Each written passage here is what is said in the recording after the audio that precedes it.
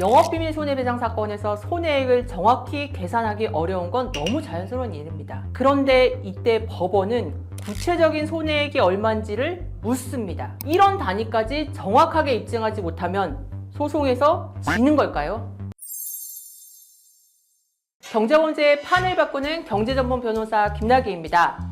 회사의 소중한 영업비밀을 누군가 빼돌려 이득을 봤다면 당연히 화가 날 수밖에 없겠죠. 당장 손해배상 소송을 제기하게 되죠. 그런데 이때 법원은 구체적인 손해액이 얼마인지를 묻습니다. 침해당한 사실은 명백합니다. 상대방이 돈을 버는 것도 뻔히 보입니다.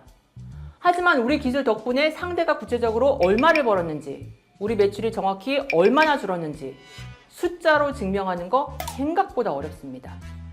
이런 단위까지 정확하게 입증하지 못하면 소송에서 지는 걸까요? 절대 아닙니다. 오늘은 손해액 입증이 막막할 때 법원이 적용하는 핵심 법리, 바로 변론 전체 취지에 대해서 명확하게 정리해 드리겠습니다. 제가 오랫동안 부정경쟁 방지법 사건을 다뤄오면서 발견한 공통점이 있습니다.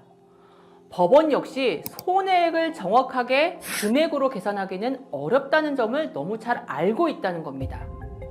상대방이 빼돌린 정보가 매출의 몇 %나 기여했는지, 빼앗긴 고객이 원래 우리와 계약할 확률이 얼마였는지 계산하기란 매우 쉽지 않습니다. 이걸 1억 원이다, 1억 5천만 원이다 단정지어서 증명하는 것은 현실적으로 거의 불가능에 가깝습니다. 그래서 부정경쟁 방지법 제14조의 이 5항에서는 특별한 규정이 마련되어 있습니다. 명확한 수치가 부족하더라도 판사가 증거조사 결과와 변론 전체의 취지를 종합해서 합리적인 손해액을 직접 결정할 수 있도록 한 겁니다. 구체적인 증거가 다소 부족해도 판사의 재량으로 상당한 손해액을 인정받을 수 있는 겁니다. 이것이 영업비밀 손해배상 사건의 가장 중요한 특징입니다. 그렇다면 여기서 말하는 변론 전체의 취지란 무엇일까요? 쉽게 말해서 재판 과정 전체를 지켜본 판사가 합리적으로 짐작할 수 있는 사실들을 뜻합니다. 조금이라도 더 높은 손해액을 인정받으려면 이 부분을 집중적으로 공략해야 합니다. 먼저 정보를 빼앗긴 원고의 입장부터 보겠습니다. 원고는 이 정보를 만드는 데 들어간 막대한 시간과 비용을 강조해야 합니다. 이때 피해 규모를 최대한 수치화해서 숫자로 보여주는 것이 좋습니다. 예를 들어서 피고의 침해 행위가 없었다면 달성을 했을 예상 매출액을 산정해서 제시하는 겁니다. 또는 피고가 해당 정보를 이용해 단기간에 거둔 수익을 구체적으로 숫자로 증명할 수도 있습니다. 이와 함께 정보의 가치도 적극적으로 주장을 해야 합니다. 누구나 알 수 있는 정보가 아니라거나 엄청난 노력이 들어가야 얻을 수 있는 정보라는 점을 입증해야 합니다. 만약 피고가 이 핵심 정보 없이 처음부터 스스로 힘으로 사업을 키워야만 했다면 결코 지금과 같은 수익을 내지 못했을 것이다 라는 점을 강하게 설득해야 합니다. 그럼 반대로 소송을 당한 피고의 방어 전략은 좀 다르겠죠.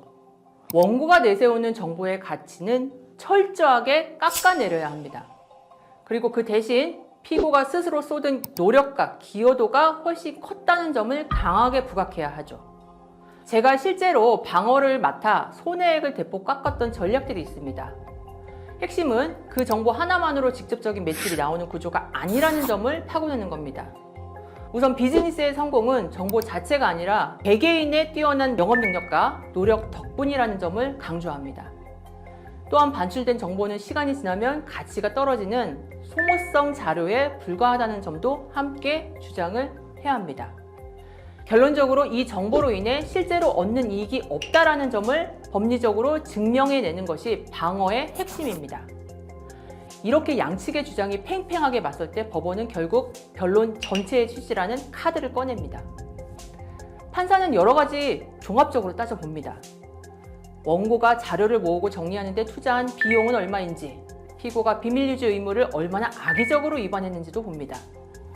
결국 영업비밀 손해배상 사건은 숫자 싸움처럼 보이긴 하지만 실제로는 판사에게 어떤 그림을 보여주느냐의 싸움이기도 합니다. 영업비밀 손해배상 사건에서 손해액을 정확히 계산하기 어려운 건 너무 자연스러운 일입니다. 중요한 건 숫자가 딱 떨어지지 않는다고 포기하지 않는 겁니다. 원고는 손해가 인정될 수밖에 없는 흐름을 만들어야 하고 피고는 손해액이 과장됐다라는 구조를 만들어야 하는 거죠. 이 차이를 만드는 것이 영업비밀 사건을 다뤄온 전문 변호사의 역할입니다. 변론 전체 취지는 그냥 나오는 결론이 절대 아닙니다. 재판에서 어떻게 주장하고 어떤 증거를 쌓고 어떤 흐름으로 설득하느냐에 따라서 달라집니다. 영업비밀 손해배상 소송을 준비하고 계시거나 이미 손해액 다툼으로 고민하고 계시다면 1551-0516으로 연락 주시기 바랍니다. 지금까지 경제전문 변호사 김나기였습니다.